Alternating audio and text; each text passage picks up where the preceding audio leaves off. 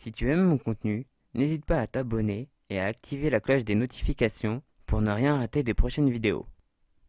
Pour aider ces vidéos à être mieux vues, n'hésite pas à mettre un pouce en l'air, à commenter et à partager ces vidéos. Sur ce, bon visionnage. Et salut tout le monde et bienvenue dans cette nouvelle vidéo. Aujourd'hui, on va faire un récapitulatif des choses qui me sont arrivées en 2019, des choses bien, des belles rencontres que j'ai faites et tout. On va faire les attentes du mois de janvier. Donc, ce que j'attends pour le mois de janvier. Et on va parler un petit peu de ce que j'attends en gros de 2020. Les projets de la chaîne et les choses qui vont être bien en 2020. Donc, sortie d'un jeu vidéo en particulier. Et surtout une course à la voile dont je vais vous parler dans la suite de cette vidéo. Donc, ça commence. Cette année 2019 a été riche en belles choses et en belles rencontres. Je l'avais déjà rencontré en 2018, mais j'ai appris à connaître Wilfried, le propriétaire de Critère 8. Et j'ai appris à connaître une super personne et un magnifique bateau. Ce mois sur la Solita du Figaro a juste été génial. C'est un de mes meilleurs souvenirs de cette année qui se finit actuellement. J'ai vraiment vécu un mois au paradis, quoi. Ça m'a permis aussi de rencontrer d'autres personnes et qui ont joué un rôle assez important par la suite. J'ai rencontré Tanguy le Turquet avec lequel j'ai fait le post-log de la Solitaire du Figaro, donc où j'ai fait mes premiers pas en Figaro 3. J'ai pu essayer le Figaro 3 pour la première fois de ma vie.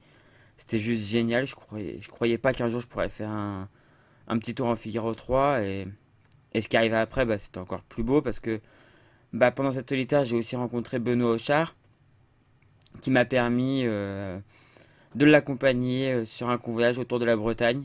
Donc il m'a permis de passer pour la première fois mon premier Ratsin. Et ouais, grâce à lui, voilà. Et j'ai fait tout un tour de la Bretagne à la voile. Donc c'était franchement cool. Et en Figaro 3 du coup. Et j'ai vécu pareil des moments magiques. C'était tellement bon. Régaté à côté de grands noms comme Conrad Coleman. Au moment où on était en convoyage, on était à côté de Conrad Coleman.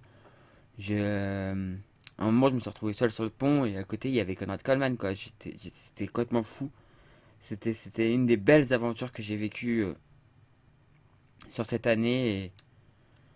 Et ouais, ça restera les belles rencontres que j'ai fait cette année.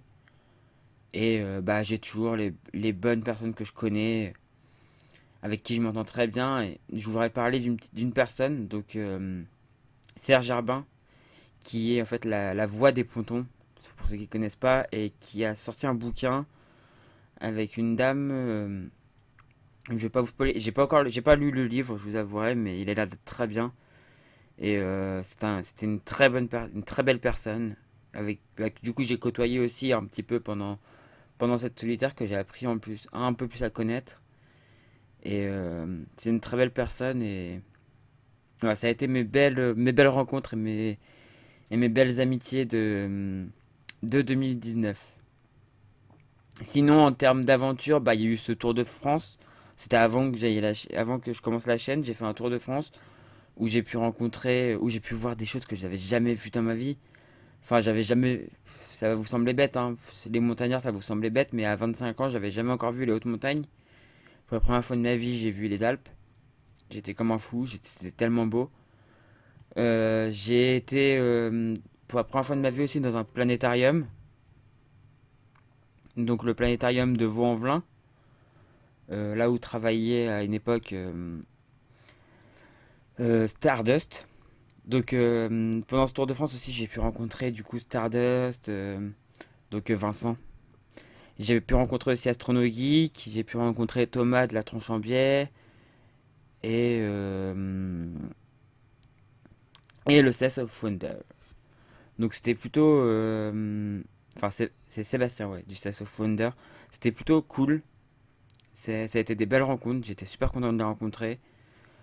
Si vous n'êtes pas abonné à leur chaîne, allez vous abonner à leur chaîne, ils sont juste géniales. Toutes leurs chaînes sont juste géniales. Et c'est des personnes très sympas, contrairement à ce que certains disent. Sinon, bah, pendant cette aventure aussi, j'ai vu pour la première fois de ma vie la Méditerranée. C'était la dernière mer entourant la France que je n'avais jamais vue. Donc j'ai pu voir la Méditerranée pour la première fois de ma vie. Et ça a été un pied terrible, quoi. Si vous voulez, quand vous êtes habitué en Manche, où l'eau au mois de mars c'est à, on va dire, 11 degrés, mais là-bas elle était à 15, quoi. Pour vous dire, j'ai été me baigner au mois de mars. Alors que ici, c'est fait froid, quoi. Donc voilà, j'ai vraiment, c'était vraiment une belle aventure. Et voir des villes que j'avais jamais vues. J'ai visité Lyon, donc avec le planétarium. J'ai visité Marseille. J'ai été du côté de, bah, j'étais à Saint-Tropez. J'ai été à Montpellier. Enfin, j'ai vu tellement de belles choses. J'ai été en Camargue. La Camargue, c'est juste sublime, c'est tellement beau, c'est magnifique. Avec les chevaux et tout. C'est super beau. Donc ça a été une des belles aventures de 2019 aussi, que je n'oublierai jamais.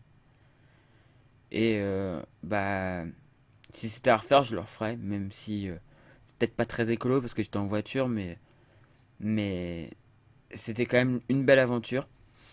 Et l'autre belle aventure du coup que j'ai vécue cette année, c'est cette magnifique transmanche, cet aller-retour. C'est pour ça que j'avais acheté Toria. Et bah, ça l'a fait quoi. J'ai traversé la Manche en solitaire avec Toria. J'en suis fier, je suis content de l'avoir fait. Si c'était à refaire pareil, je le referais. Voilà, il y a des images, quand j'y repense, j'ai des images en tête. Et c'était tellement magique.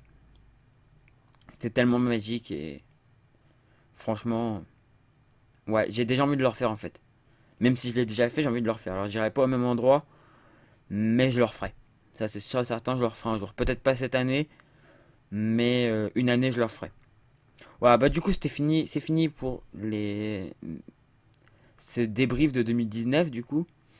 Et on va parler un peu des attentes du mois de janvier. Il y en a une chose que j'ai hâte de voir au mois de janvier, c'est la mise à l'eau de l'IMOCA de Armel Tripon. Donc, qui va être assez spécial. Il est assez spécial ce bateau. Il a une carène assez spéciale. Je pense que vous avez déjà tous vu les images. Et j'ai vraiment hâte de voir ce que ça va donner, ce que ça va donner sur l'eau. Je crois qu'il va être mis à l'eau vers la fin janvier, je crois, un truc dans le genre.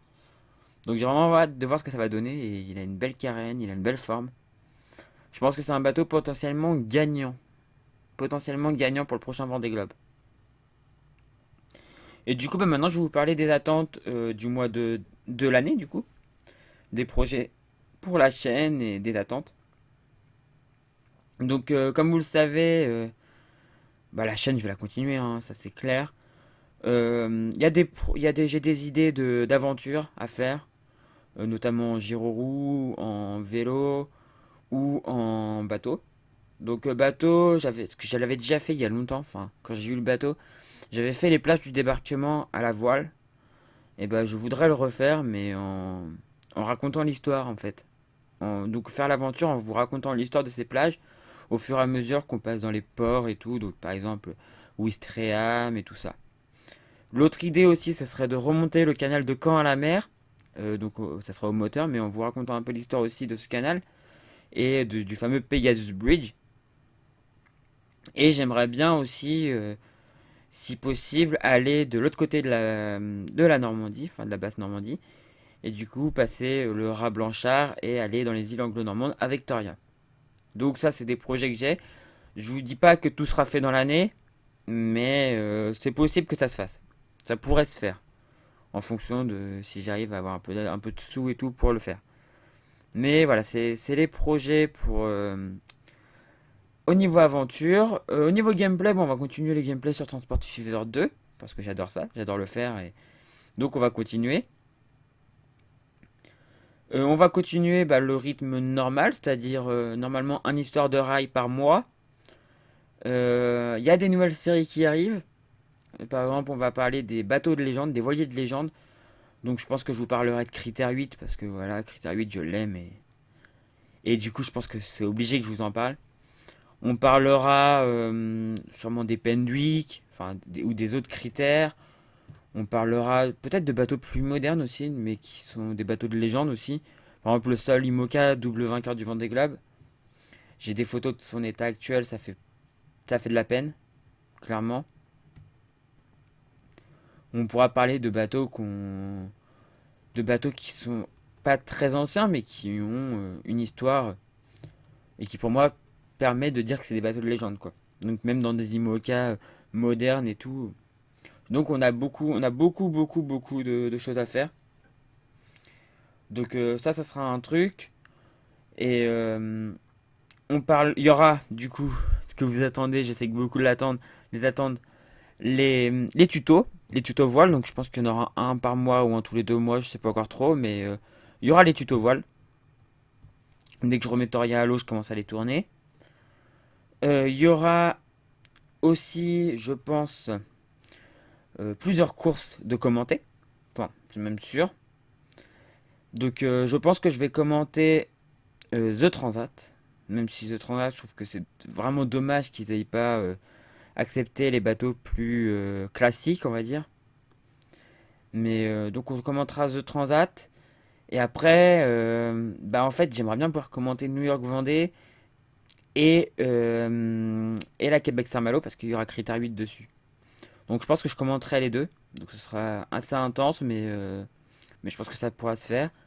Et bien évidemment, on commentera le Vendée Globe. Donc toutes ces courses-là, je reprendrai sûrement pas le même rythme que sur la Jacques Vabre. Enfin pour les petites courses peut-être. Enfin pour les petites courses. Pour les courses plus courtes, on sera peut-être sur une vidéo tous les 2 jours parce que vraiment la Jacques Vabre, en fait, j'ai pas vu le jour pendant. Quand j'étais parti sur ce rythme-là, je me suis dit bon bah on va finir sur ce rythme-là, mais j'ai pas vu le jour pendant tout ce temps-là. Donc on va être un peu plus zen, un peu plus calme. Et donc on fera une vidéo, je pense, tous les 2 jours. Une vidéo récap tous les 2 jours. Et par contre, le Vendée Globe qui dure 3 mois, ce sera une vidéo tous les 2 vidéos par semaine, quoi. Je pense qu'on fera 2 vidéos par semaine, c'est le mieux à faire. Voilà pour les courses que je vais commenter.